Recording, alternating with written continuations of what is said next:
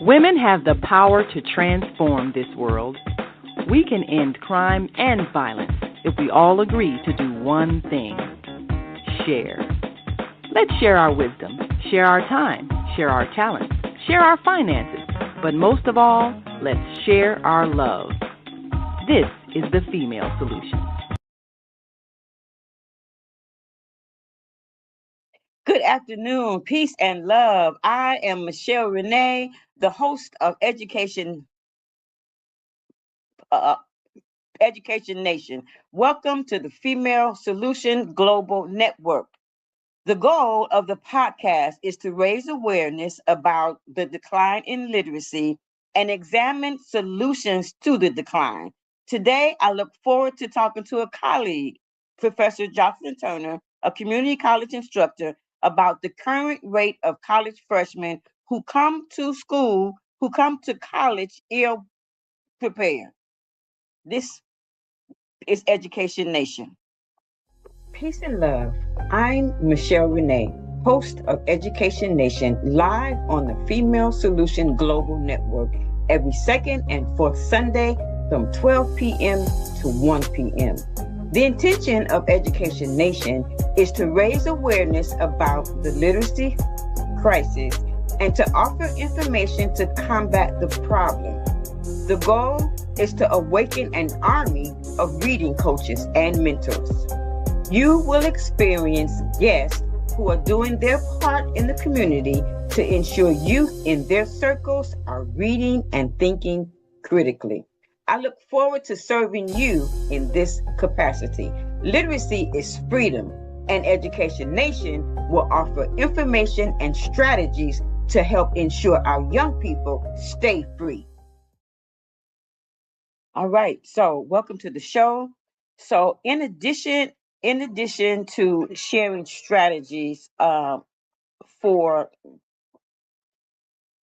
literacy, I also like to begin each show with giving you some information and evidence that we do have a literacy crisis. So in addition to funding reductions and declining enrollment, colleges across the country are dealing with a new and alarming trend in literacy.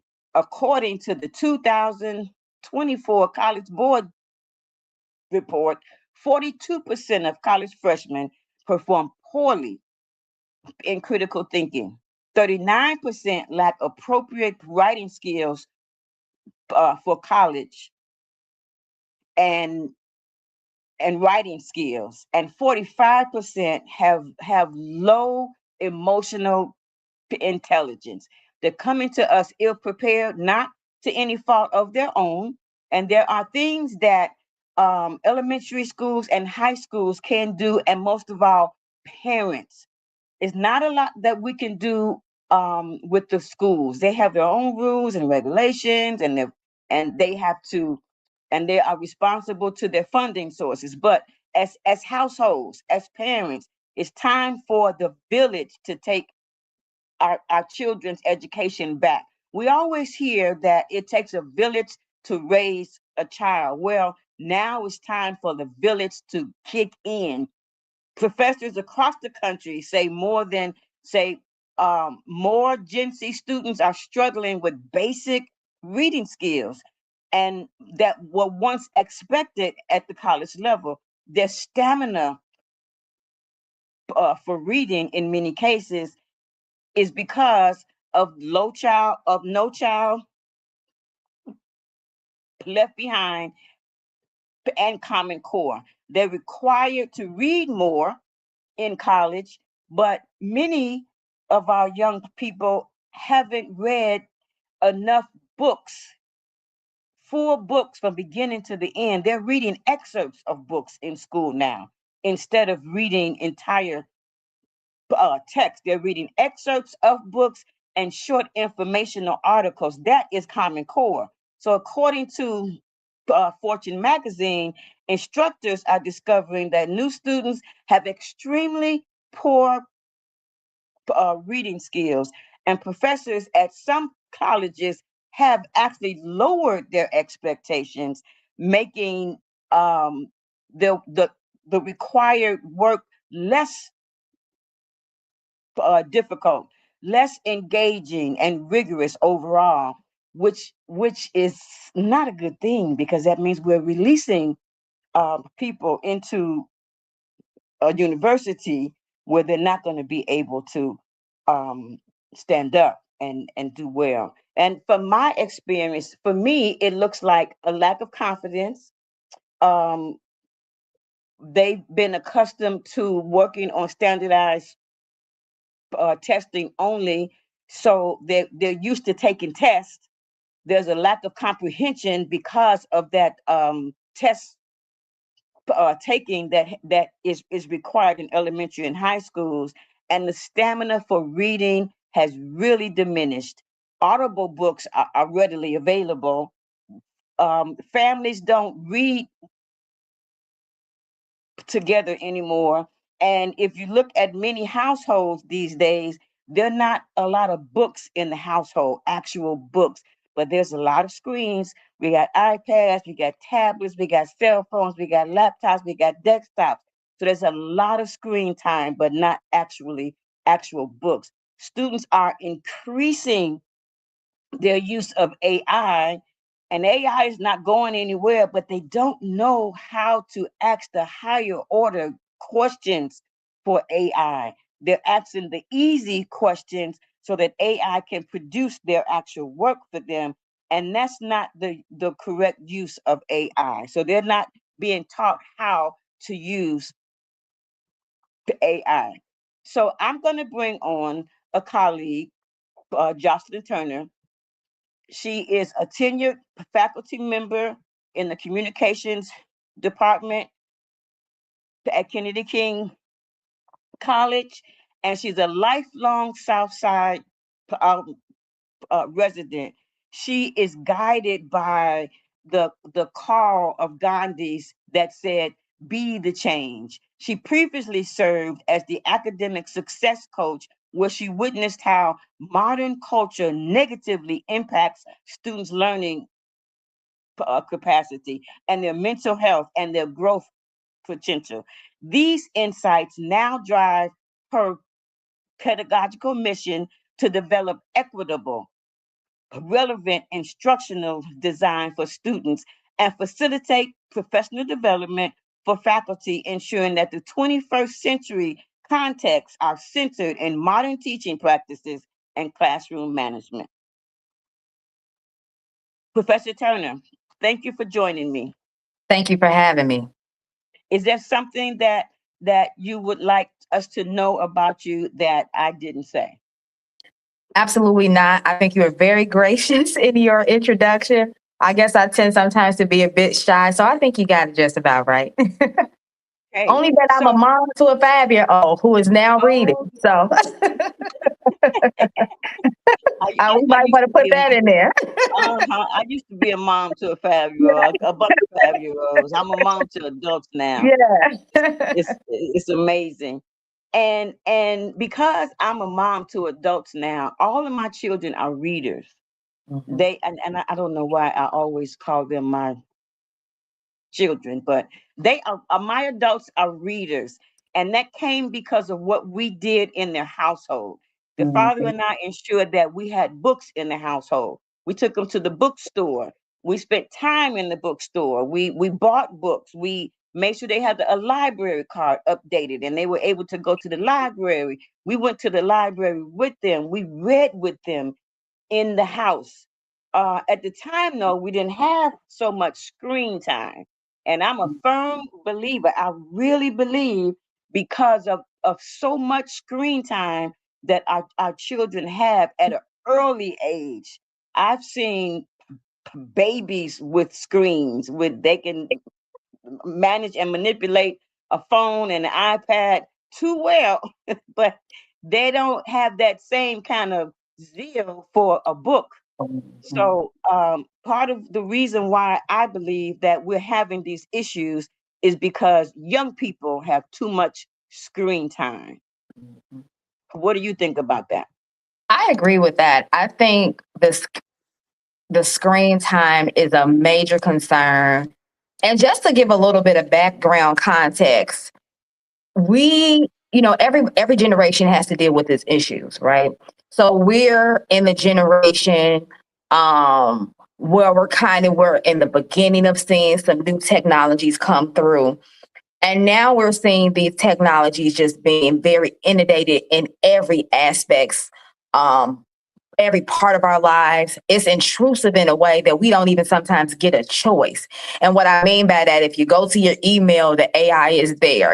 When you go to your shopping in your Amazon cart now, the AI is there. So it's almost omniscient in that way. And it becomes a part of life in a way that we're not even questioning it, because it's just there. You don't even have to choose it. They have it set up where it's just there.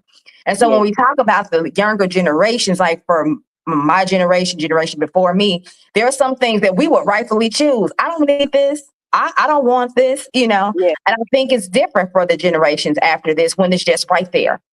So they don't know that it's anything else. And so when we talk about the younger generation, we have to remember this is the world that they were born in.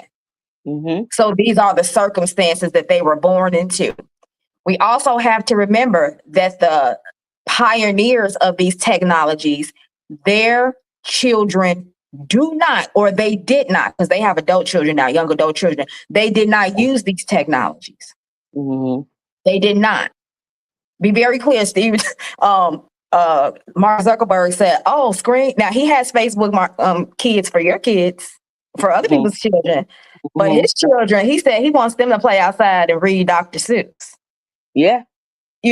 Steve. Gates used to talk about how they couldn't have a laptop. They had to sit at dinner and talk about philosophy. Steve Jobs even mentioned that at one time. Elon Musk, we know he has almost a football team of children. And even though he's not in a collective family with those children, he doesn't want his kids to use the screen. In fact, he was trying to build a school in Texas at one time. It didn't go through all the way, there were some issues. Right. But it was supposed to be a school where it was supposed to be less tech and students just learn life skills, right? And so the screens are an issue. We're inundated with them, whether we want to or not.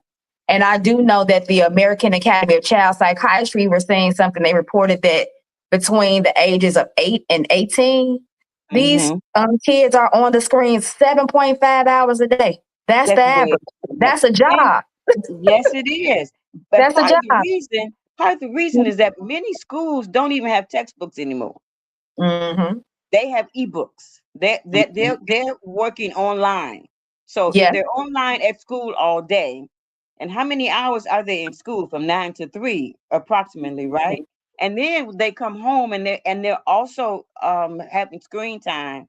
So it's just way too much. And we're wondering why students are being labeled with ADHD and all kinds of of um of of of things that says that their attention spans are not as as as um as fast as it needs to be, and that's part of the problem.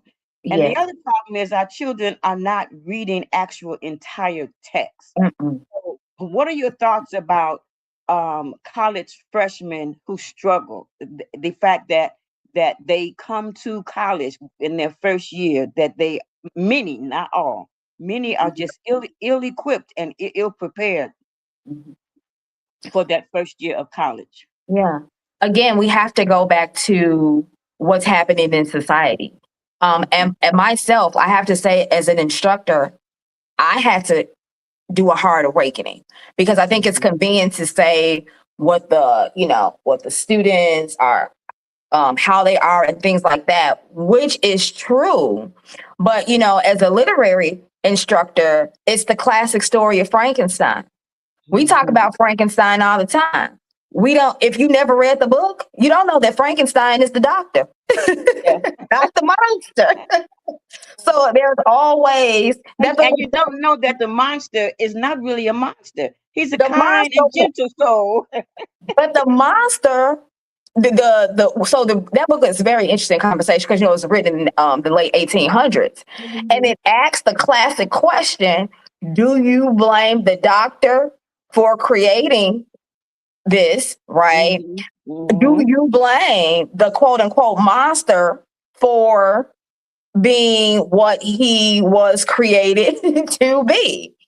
And like you said a few minutes ago, the monster is the doctor. Right? Nobody looks at the doctor as being the monster. Yeah, right. And so when we think of the literacy crisis, we hear that word often, but I think in America, our language construct, and we got a news cycle. We love the word crisis, even when we use it, out of context. But I'm saying that to say, these are, I think, symptoms of the opportunity cost we didn't know to measure of modern living. So I'm saying these things that shouldn't come to be. I don't think there were generations was like, I'm just gonna wake up and be illiterate. I'm just gonna, because I don't have nothing to do. Because I don't have nothing to do but just stay in school 13 years on a public dollar, can't read, see cat. I'm gonna just do that on purpose. I just think these are, symptoms of wider societal issues, infrastructural issues, and things like that. We did not know the opportunity cost. I cannot think of this man's name. I do not want to try to say it and butcher it, but he was one of the early co-founders of Facebook. He and Zuckerberg parted ways, but he has an anti-technology campaign that he kind of travels and does speaking engagement. He does other humanitarian and philanthropic work. And what he said was, we did not know when we started. It was literally started as this, way modern linear connection, and it does, and it does do that. The product does do that. It does connect people and things like that. But what we could not measure were these opportunity costs that we are seeing happen in society. And I think, in America particularly, right? Because we in America, so we have to talk about America. We have to talk about capitalism corrupts. Anything well-intentioned, when capitalism happens, it kind of becomes corrosive, and it just kind of messes up things. And I think that's also part of the issue too. Comparison to when you look at countries like China, Japan, they've always been eons ahead of us with some of their technological advancements. Yes. But they also hire like 2 million people to screw up their internet daily to, keep certain messages from coming out. Right. There's no filters on AI here right now. AI has no rules, no guidelines. But when students are being tested, when they take tests, they turn that whole internet and AI off. They're not able to use it when they're being tested.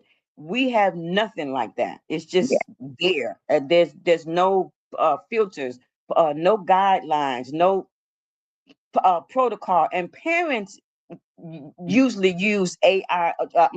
Usually use the internet and the screen time and games and stuff to keep their children interested. So parents did not know that having your child on the screen at 2 years old or before was going to cause this type of damage to their intellectualism and their emotional intelligence and their attention spans when they went to school. They had no idea. But now that we know, what do we do about it? How do we ensure that the next group of college students coming in as freshmen are not having a literary issue? And so the thing is, and you talked about parents, which is, I think, is an important factor to consider when we talk about this illiteracy crisis, because one of the biggest conversations that we had a few years ago was when about the millennial generation. And that is because they're one of the most studied generations. They were kind of came up. There was that first generation we were able to publicly see as a whole, all generations kind of coming up. So they kind of got that hit for being very self-centered, and they're all about their technology and this, that. And we saw it in more ways than one. But again, this was the situation that they were born in, right? And now they have had children, right? And in some case, their children have had children, right? So we have a quite a few generations that we can kind of look at, living generations, and try to make sense of what we're experiencing here. The solution is, and I'm also saying that to say, what does that mean? That means parenting has fundamentally changed, right? And so you talked about, reading books in your family, right? But at the time you were raising your children, you weren't living in a society where you had all the things. And you weren't living in a society where if you didn't have all the things, you had this messaging telling you were lesser, you're not good enough, you're not having issues with FOMO, fear of missing out, coming out. You didn't have this additional, what I like to call noise, filtering your decision making, and how you, not only that, how you lead your life. Social media has us in a chokehold where we'll say, I saw a video about this, before we say, I talked to someone about this, or I read a book about this. Right? So when we talk about solutions, we have to look at solutions as something that would be rooted in a significant culture change. And a lot of times we don't want to have that conversation, because the reality is culture change is slow and hard. Yes. I do know that I have been reading stories, particular after COVID, because a lot of people, we experience that hard reset as a society. But at the same time, right after we got out of COVID, we have more technological products then. And now we have AI. So our societal changes are happening fast. Yes, it is. They said, and it's happening fast, but we're not really paying attention to the impact that these changes are having on our children. Whose responsibility is it?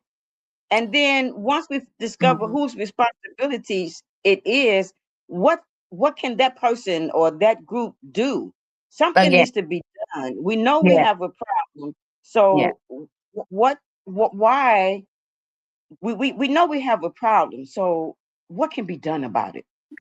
So what I mentioned COVID, because the point I was getting at was, one of the things that kind of happened after COVID was there have been clusters across the world and in America, where communities had, they had kind of decided to come back together. Like, for example, I know during COVID, there were some kids, they missed the prom.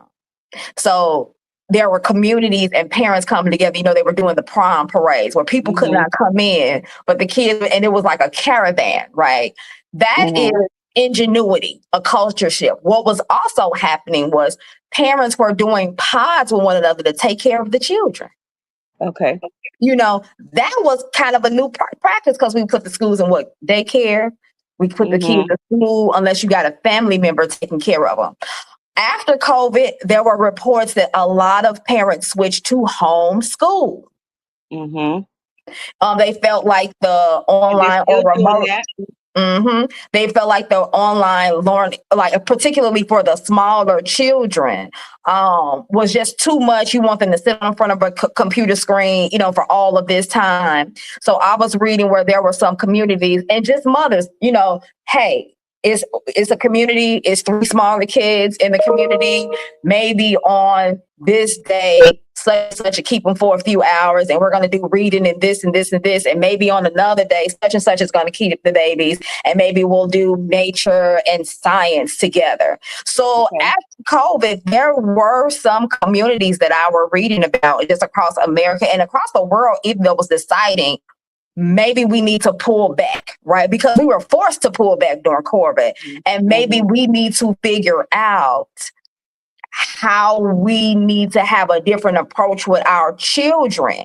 And these were community driven things, not top down, not the school changing, not the government saying we need to do this or do this, but people in their community saying, you know what, maybe we need to try a different approach. Yeah, we do need to figure out a different approach. The thing is, I'm in a lot of conversations about the problem. And as we keep talking about the problem and figuring out different approaches and what to do about the problem, our children are growing. They don't stop growing at all. So, um, something we need to do something now. What can we tell people to do now? As a matter of fact, a college freshman, if a young person knows that they want to go to college, what can they do to Yeah. ensure that their freshman year is successful? If the Oh, freshman year is successful, then the years after will also more likely be successful. What can a person entering college do right now to ensure that they have a successful year? again, culture, culture, culture. I have to say that. I have to say that. Thomas Edison said, a lot of people miss opportunities because it's dressed in overalls and looks like work, right? Mm-hmm. Our college students are not prepared to deal with the life of a mind. So if a freshman came in and they understood that the exertion of them learning didn't mean something was wrong with them because they got to work hard, and they can kind of Yeah. get into learning how to build their skill, right? Because so much of learning is habit. You have to have the habits to learn the things.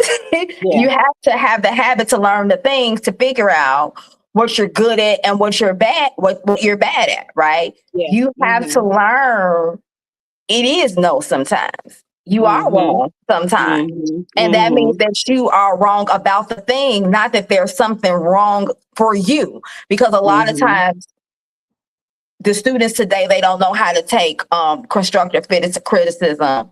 They don't know how to take, feedback, right?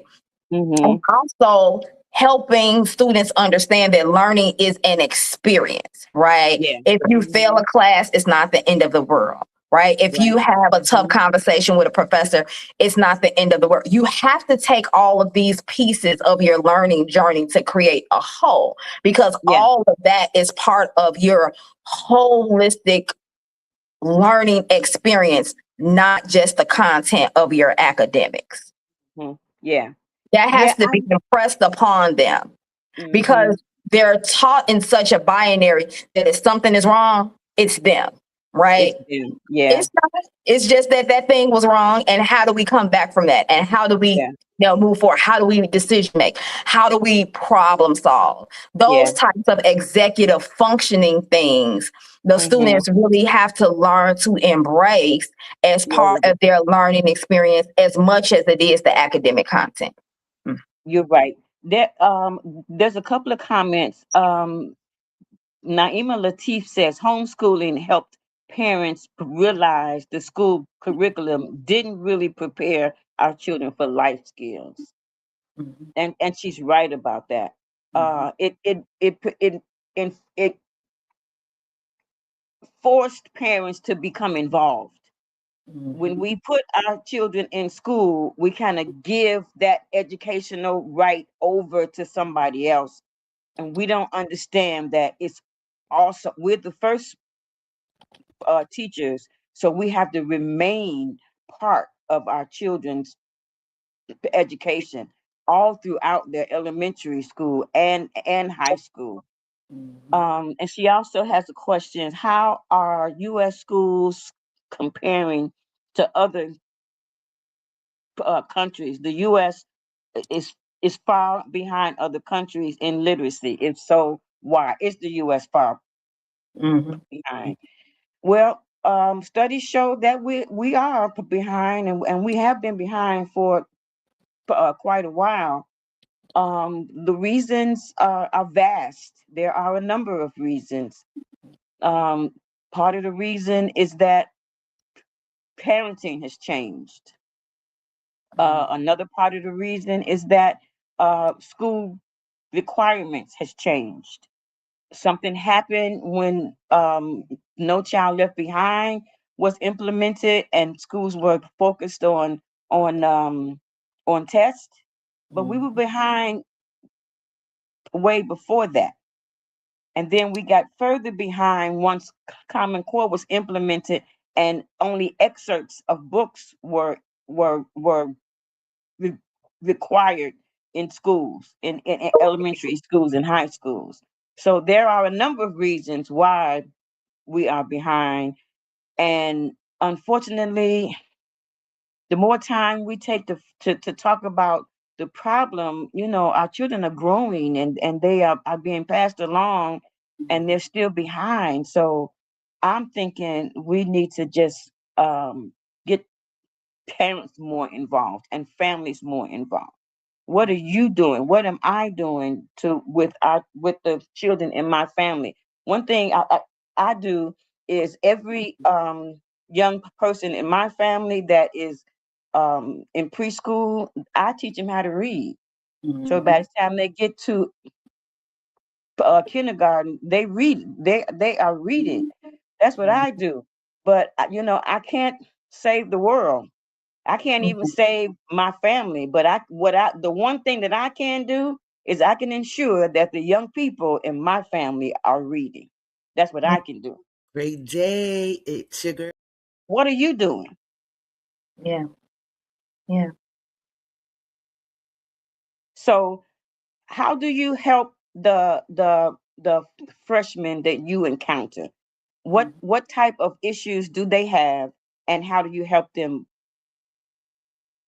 push through those issues? Yeah. The main thing, so let me just again, I have to go back, right? Um, I was born in 80, Mm-hmm. right? I think Black History Month was so because this year is the 100th year of the country celebrating Black history. Yeah.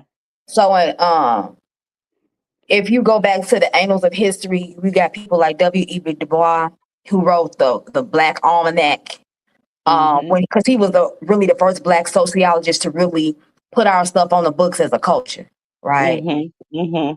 Prodigy Wilson came along and said, you know what, we're American too, and we have a unique story on this soil. We need to have this celebrated in 1926. Fast forward, we're Mm-hmm. 100 years later. Mm-hmm. Yeah.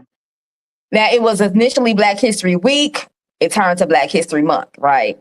So I think it was in the late 70s Black History Month was established. Because I was born in 80, I'm really that first kind of generation when we're going into school and we're Mm-hmm. seeing that everywhere. Like it's really Mm-hmm. pushed, right? We just lost Jesse Jackson. And I Yeah. remember in my morning class, we had to say, I am somebody. that was part of our upbringing. We had to say, Usini Perkins, hey, Black child, do you know who you are? Do you know who you really are? Do you know you can be who you want to be if you try to be what Back you to the can, basics. right? Back to the That's basics. that's what was instilled in me, right? Yeah. Yeah. That is the spirit that I take into my classroom. Yeah. So I have to have a conversation that's not focused on the deficits. Mm-hmm. You have to know that you are somebody and that you can be who you want to be if you try to be Right. who you can be, That's right? right. You got to do some trying, right? Who you can be, right? I encourage failure. Mm-hmm. I encourage learning, persistence, and resilience. And because I really focus on my focus is developmental education, I'm dealing with students who the reality is people would question, why are you here? Why are you in the deficits are so acute, right? And I've been Mm-hmm. doing this for years. So on one hand, I can sit and say the reality is I've done this long enough to kind of know when I'm sitting in the classroom who gonna make it, who is not gonna make it, right? Yes. But I also have learned, regardless of what it is, this is the type of messaging that I want to give my students, right? You may not be Mm-hmm. good at this, but I hope you are committed to yourself in a way that you give Mm-hmm. yourself a chance, give yourself the platform, the room to at least Mm-hmm. begin to discover yourself, right? It's okay Mm-hmm. to decide you don't like a certain subject or certain things are not for me, right? It's It's okay. okay to even decide that college is not for you, but Yeah. don't count yourself out before you give yourself a chance, right? Mm-hmm. Yeah. So the foundation of everything I do with my students is building routines, developing rigor, and relationships. The 3 R's. That's been So, my mind. Huh. Yes. So in all of the curriculum I develop and all of mhm. my instructional approach, it's making sure I'm hitting on those 3 R's: routine, relationships, and rigor. Mhm. Okay, so it's time for a commercial break. And when we come back, I want to go back a bit and I want you to explain why do you encourage um errors and mistakes. Okay. Go back to that. Great day. It's your girl Asada here to introduce a new female solution show called Asada Says. That's right. Every month we're going to talk about everything I am, from cryptocurrency and financial security to good health and parenting strategies. Come on and talk with me every Tuesday morning from 7 a.m.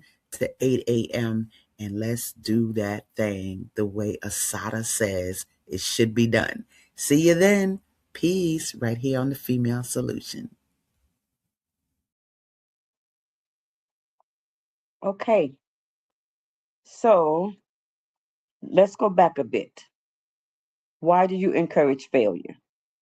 It's an important part of learning. Why? How? Um, it's an important part of learning because it's part of brain development and brain rewiring, right? Mm-hmm.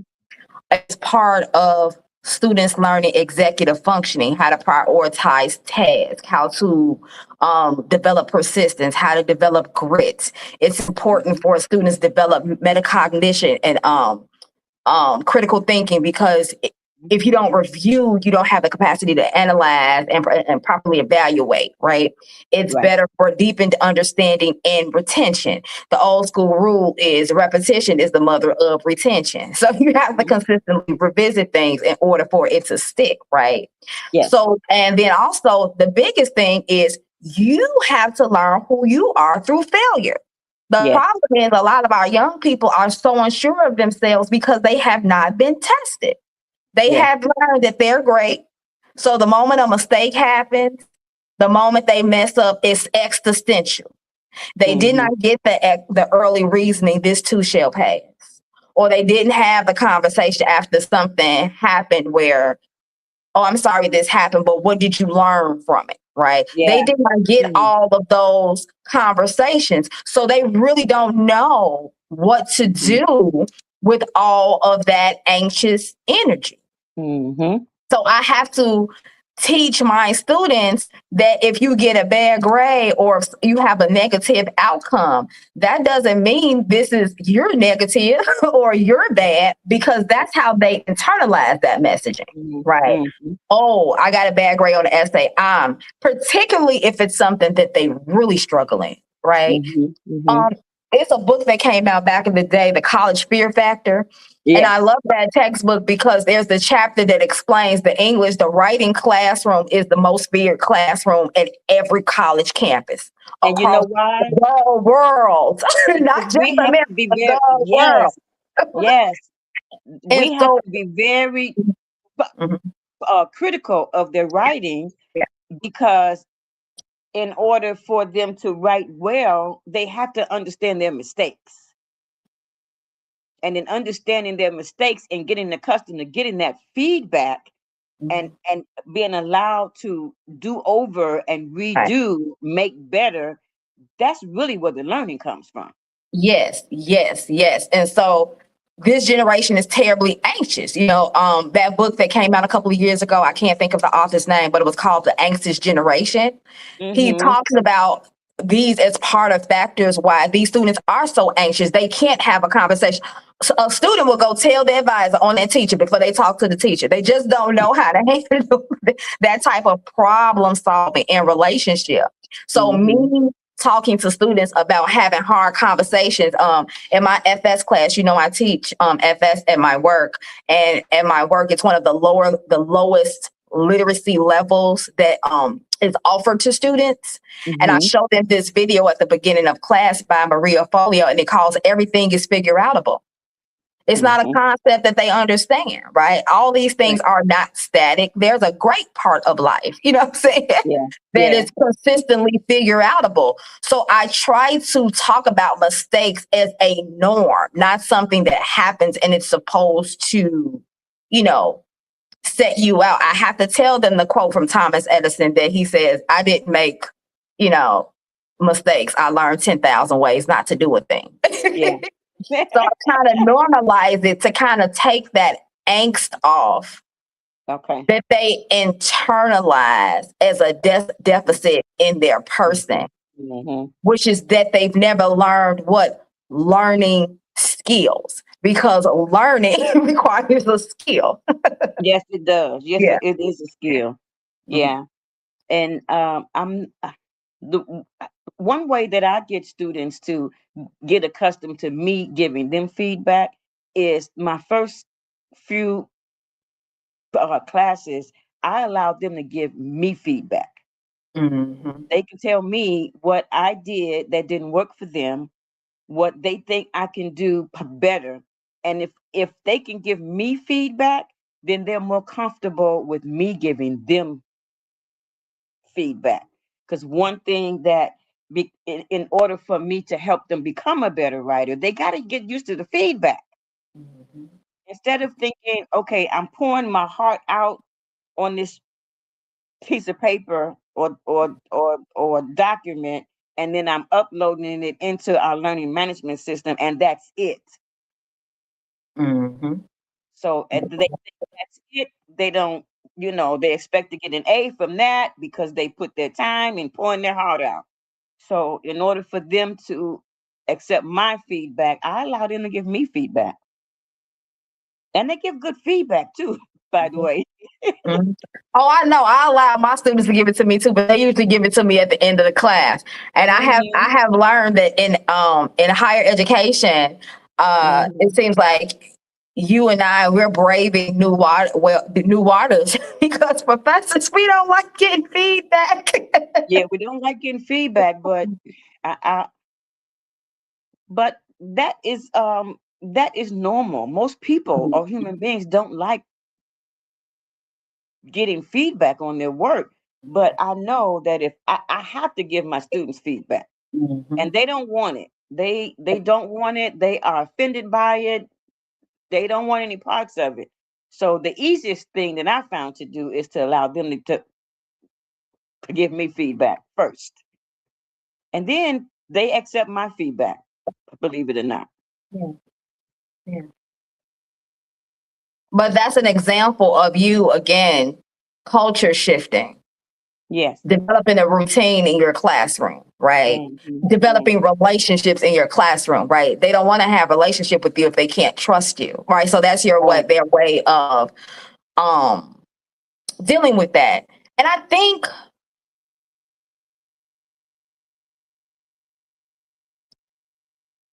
it's impossible if you're teaching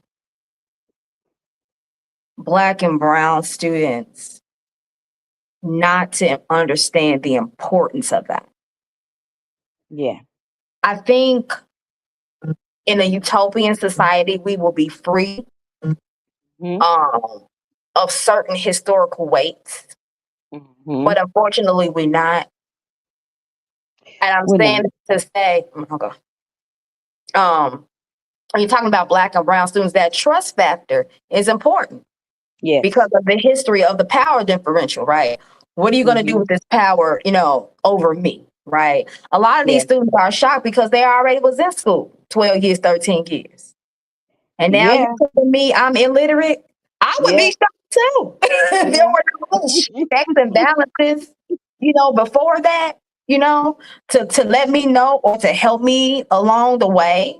That's existential unfolding, because now the college instructor is the boogeyman because you're the one telling me I'm stupid. That's how they Yeah. internalize it, right? Before this, I was passing. I got A's, I got B's, I got C's. You sure Mhm. it's not you? So I Mhm. had to realize that's what it was. And for a student in our, when you're growing up, you want that badge of honor to say, You I've do. done well in school. You do. Blacks and browns Mhm. have always traditionally been for education. So one thing I do is bust that myth about what black and brown people don't like. I'm like, that's historically not factual. Okay, Mhm. it's historically not factual. We have Mhm. always known Mhm. that literacy was a way out and a way too. Because Yeah. historically for us, it was what illegal for us to do it. Like it Yes. was Yes. illegal Yes. for you Yes. to read. Yes. It was illegal for you to Mhm. learn. Why learn? Because you're a beast of burden. The quality of your mind does not matter. So all of these historical contexts and factors, I think, also play into the modern classroom, depending on who you're teaching. So I think Mhm. you introducing that is an important part of that culture shift. And even when we can't change systems, Yeah. those instructors who are woke and you get it because the Yeah. revolution is televised as Yeah. you know if you can't change the school, you can change your classroom, right? Absolutely. How are you changing your academic freedom, right? Mhm. I teach a course that's with a half failure rate. I don't Mhm. change my standards though, Mhm. because I realized even those students that fail, they were introduced to it. So they had Right. exposure, Right. right? The Right. students that successfully complete the process, they had the opportunity to go through the entire gambit of it and take it with Yes. them. Yes. So I Mhm. think we just have to kind of teach these kids that. And I think we have to, as instructors, kind of be aware of ourselves, because I think it's proximity. If you Mhm. see something over and over and over and over and over again, you're going to think it's just bad or it's just horrible too. And sometimes I think as instructors, we got to kind of take a break ourselves and look at a panoramic view and kind of understand that it's not us. These are bigger issues, so that we can kind of make decisions for ourselves about how we want to choose to show Yeah. up in the classroom if we're still going to work in education. Yes. Absolutely. So our time is just about over. So is there one thing that you want to leave, one thought that you'd like to leave us with? What is the Yes, impact of freshman students coming to college ill yeah, prepared? One yeah. one last thought.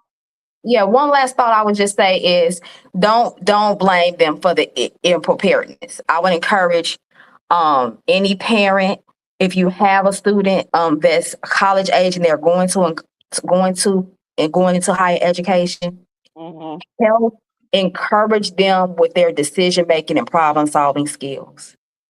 They Okay. have to learn to trust themselves. They have to learn resilience. They have to learn persistence. They have to Mm-hmm. be given spaces where they learn the capacities of their own mind, so they can Mm-hmm. learn to trust themselves.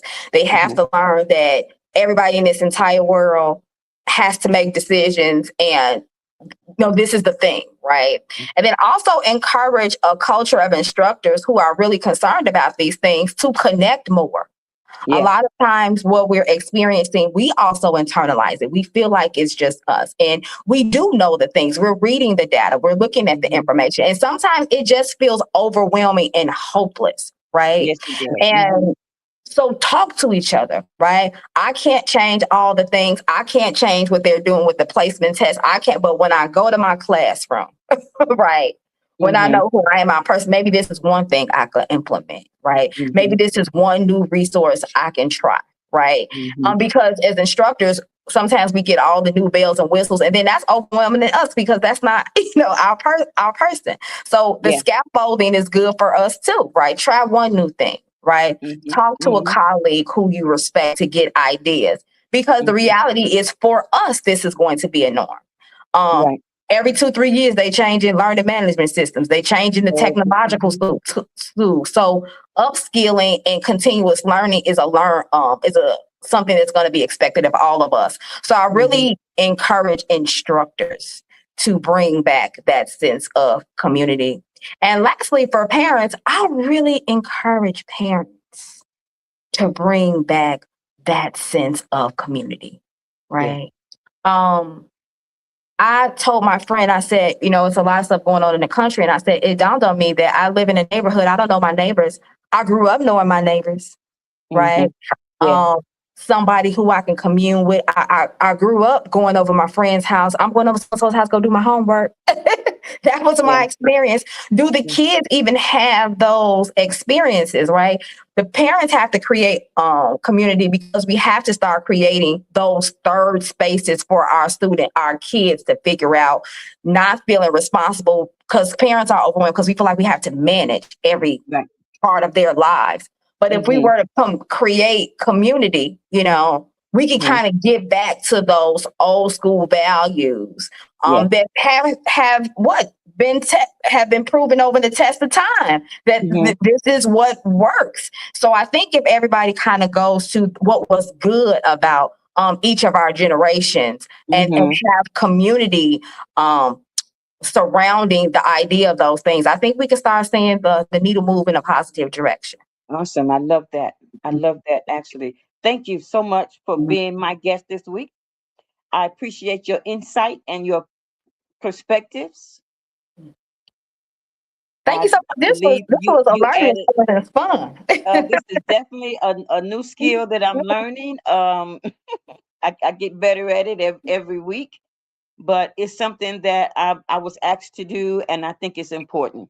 It's time to help parents be parents of children that come from high achieving homes. That's the goal, to ensure that more of our households become high achieving homes for our young people.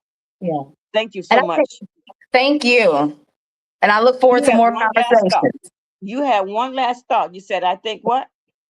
No, I'm saying I think your work is important, bringing these new conversations forth.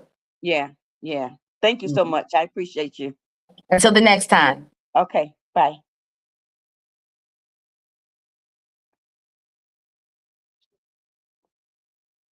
Literacy is freedom, and we have a literacy crisis. Children should learn to read from pre-K to third grade. They should practice reading from fourth to sixth grade, and they should read to learn beginning in seventh grade and continuing through fourth grade. This video is sponsored by Rico Nance and Chemistry Steak and Brunch House in Hyde Park, Chicago.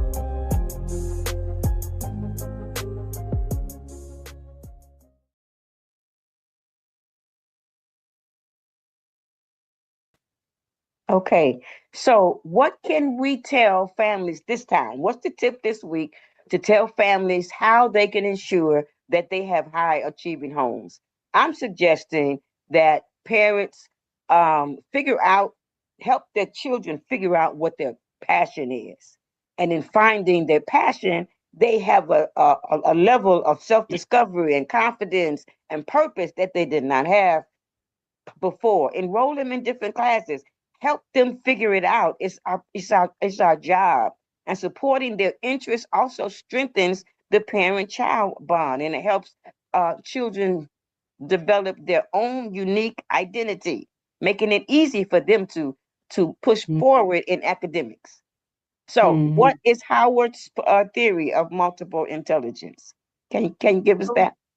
Yeah, when we think about Howard's theory of multiple intelligence, this suggests that intelligence is not a single ability, but it's a collection of different types of intelligence which each person has the capacity for. This theory, it indicates that everyone has different strengths and learning styles across these areas. One type of learning style could be a logical mathematical style where your child's strength is in numbers, working with mathematics. And they love numbers. He's a logical thinker. They reason well, and they are problem solvers. Yes, and another intelligence is verbal linguistic. These are the ones who like words. They would be your writers and your poets and your teachers. They think in words. They like to read and they love to write. They will be proficient in language if you introduce them to other languages. So the the practical applications. Parents, what can a parent do? They can read with their children. If your child is a verbal linguistic, read with them. Help them create stories. Play word games. Yes. That's really good. And for me, I love Oh, yeah. the style for music. Okay. Why? Because Okay. music, Okay. it helps to create cognition. It improves your cognition. And those who love music, they understand melody. Mhm. They get into the rhythms, and they can discern pitch and sound. And so, how can you help to nurture that in your child? Hey, why not make instruments? Mhm. And you can use mathematical equation to help to measure it out, and come up with projects where they can make interest or learn a dance or Mhm. write a poem, which feeds into their linguistic skills, their Yeah. language skills. And put music to that poem. So if your Yeah. child is a spatial learner, then these are the children that's going to be your surgeons in the future, and your nurses, and your architects, and your pilots. Even they visualize pictures in 3D. They Mhm. do well as a daydreamer. Believe it or not, it's interesting how spatial learning and daydreaming. Your child could be a surgeon or a pilot. That's interesting, but to help them with that, I help them build forts with Legos. Legos are really good for spatial learners. Help them, give them chalk to draw on the sidewalk, and help them use maps and puzzles. Those are good to help to build your child's skill if they are spatial learners.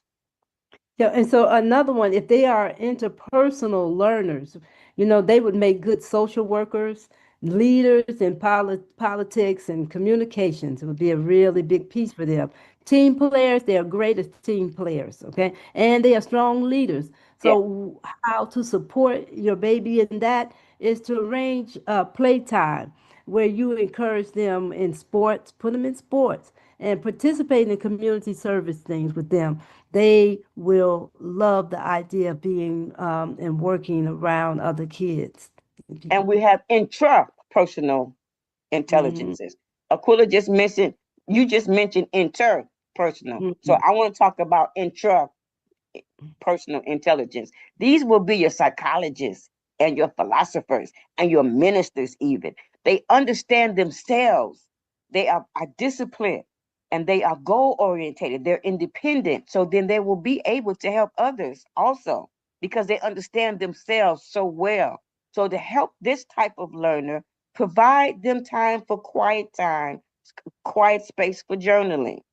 Allow them mhm, to have time to read and mhm. to play independently. This builds their intrapersonal skills. They are Yeah. the children who can play by themselves and never be bored. And remember to encourage your child to explore a variety of activities because Yeah. you're learning where their Hmm. learning styles are, where their Hmm. intelligence. And so get And with they may them. have more than one. It's They possible to may have have more more. than one. Yes, yes. So And let we them don't want try to new forget things. about the kinesthetic learners. These are the Mhm, ones who will be your athletes and your dancers and your actors. Even they have mhm. control over body movements more than anybody else. They have a lot of physical energy, and they're skilled with their hands and using their hands. So to help a kinesthetic learner, you want Mhm, to help them create an obstacle course, even mhm. not just play in an obstacle course, but create an obstacle course. They can play charades, and you can incorporate all type of bodily movement into even the chores that they do every And day.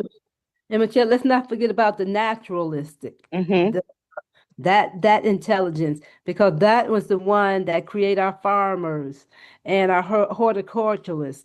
These are Mm-hmm. the ones that are sensitive to the world around them, and Mm-hmm. they're the ones that's gonna keep us fed.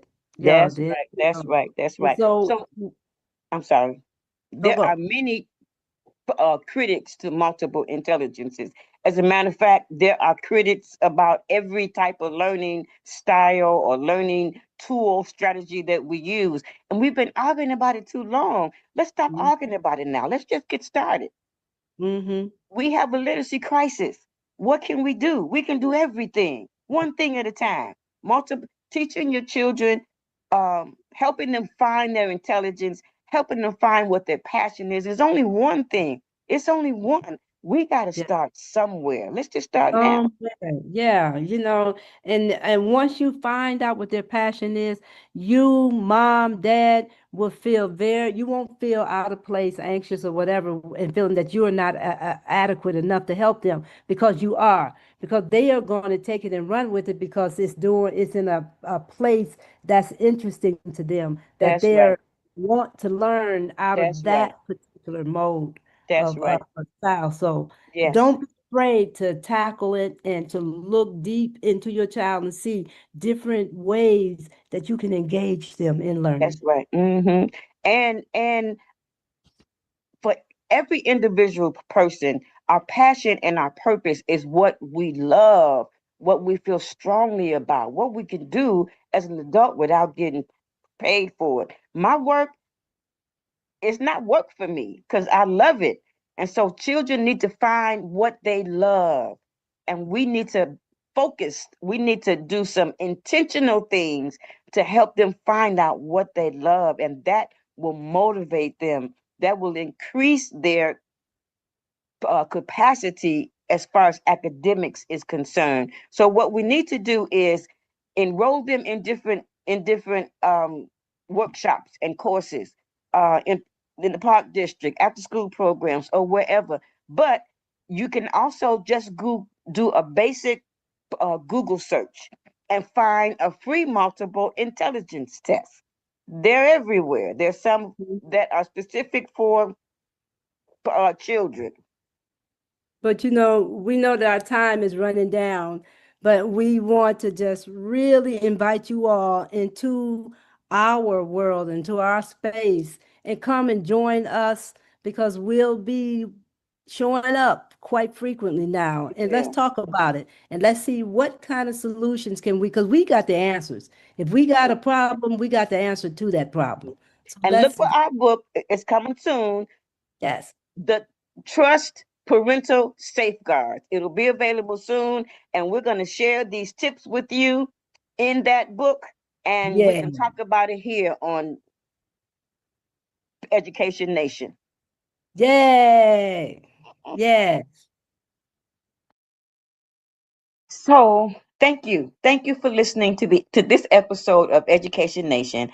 And if you enjoyed this episode, please subscribe to the channel, leave us a comment, and share on your social media. And I'll see you in 2 weeks.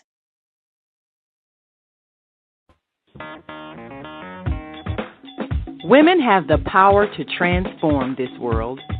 We can end crime and violence if we all agree to do one thing: share. Let's share our wisdom, share our time, share our talents, share our finances, but most of all, let's share our love. This is the female solution.